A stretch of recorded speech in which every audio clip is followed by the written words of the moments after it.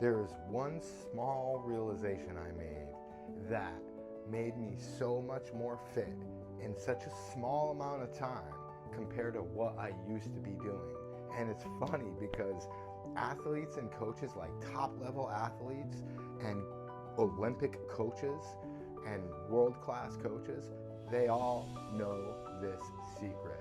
Now, they also apply a lot of volume of training, yet they know that that volume of training at one point creates an inhibition, meaning it is too much and you don't end up getting benefits. There's a point of no return, or it's a theory of diminishing returns, where when you keep doing more, at a certain point you just don't get the payoff.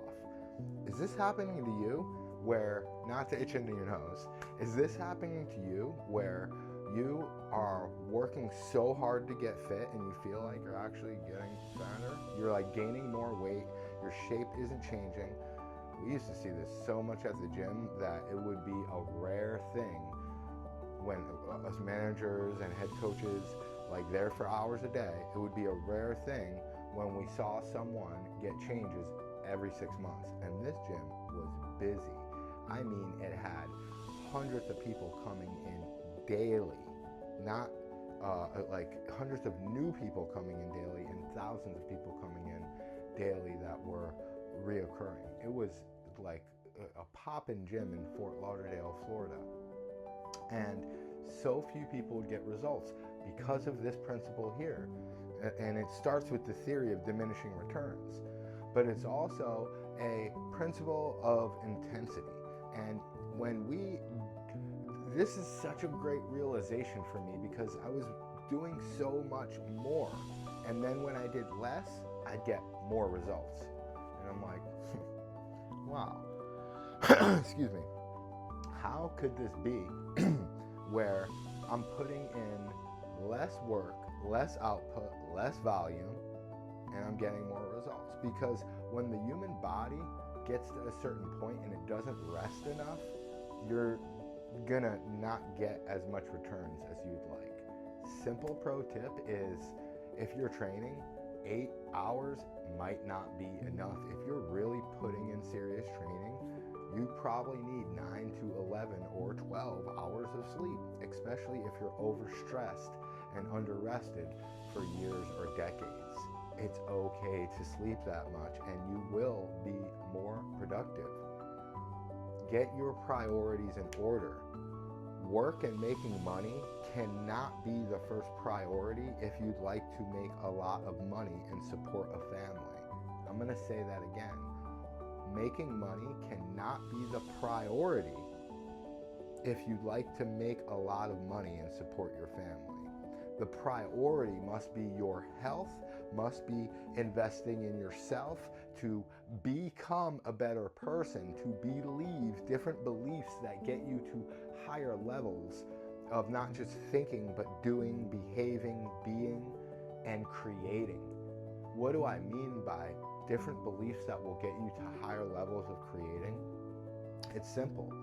Because when you start to believe that small, short bouts of workouts, which is a proven science, by the way, when you start to believe that short, small bouts of workouts that are intense, redlining, meaning you're breathing heavy and working hard and out of breath for short moments, meaning 1 minute or less, like a sprint. If you're running for over a minute, then it's not really a sprint, you're running really fast. But if you're sprinting, it should be so fast you are unable to continue after 60 seconds, maybe even 10 or 20, 30 seconds, you're gassed out. And that is what a real sprint is. And even though you work harder and harder, you are still able to get at that peak red line state where you're closer to 90% of your max heart rate. Like, you could start working towards a max heart rate and training in heart rate. Yet let's not get lost in the weeds of things you may not understand. Like, a lot of people don't train with heart rate, don't even understand what their max heart rate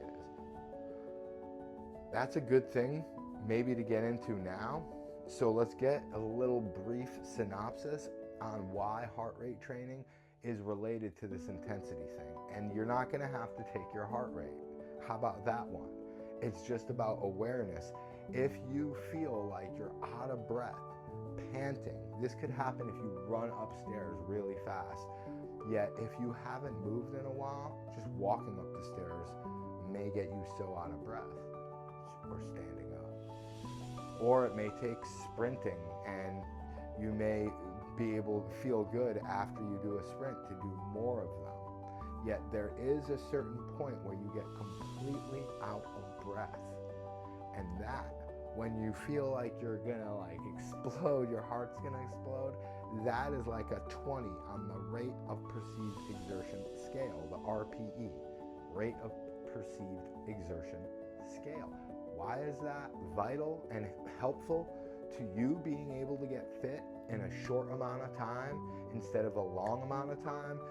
Not just meaning like you could like get more fit in a year than you have, or more fit in like 3 months than you have in a year, or you could get more fit in a year than you have in 10 years.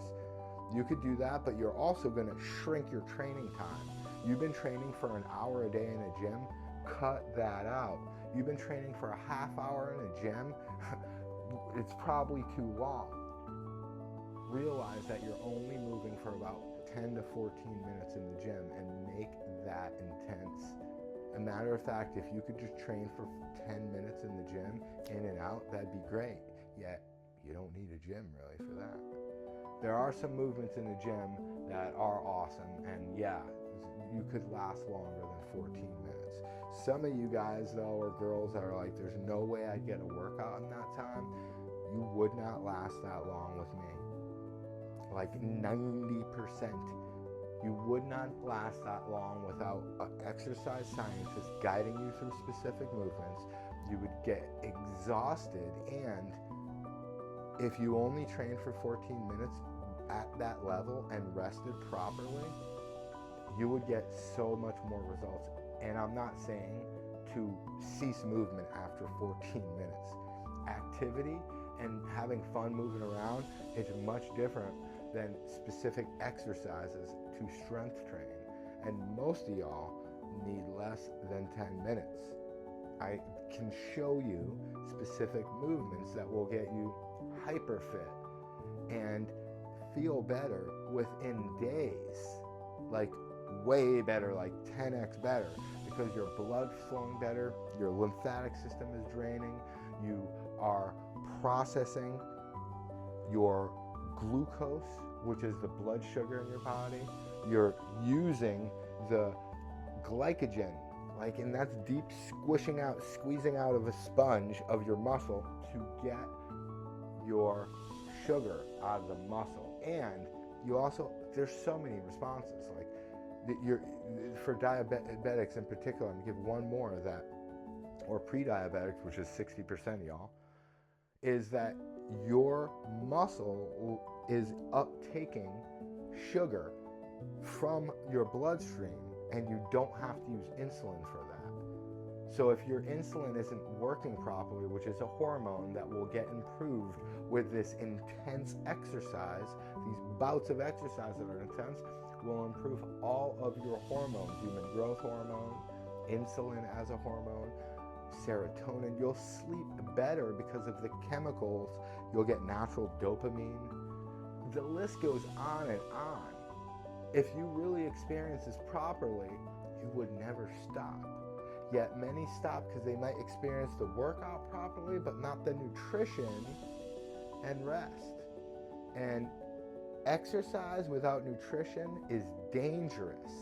Nutrition without exercise, if you start eating healthy, it's inefficient. It's great though. But when you start exercising and you're not eating a specific way, then you are literally risking your life, because you may clog the arteries on the way to your heart or brain, and you're gonna get a clog on the way to your brain with all the fats and all the different things that you may eat, and that causes a stroke. You may get a clot going to your heart, a little clog like you get in the toilet from putting what? Fats, oils, rags,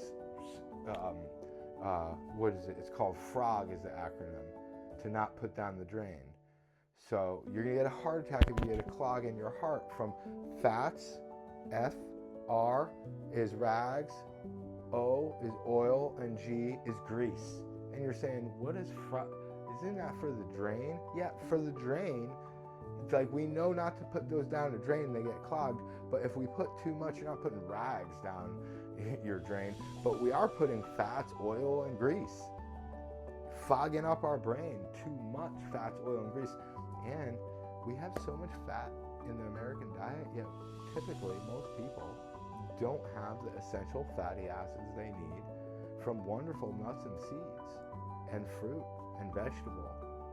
And fish has some also, and most people choose chicken or beef or cow or pig, but fish happens to have those omega-3s.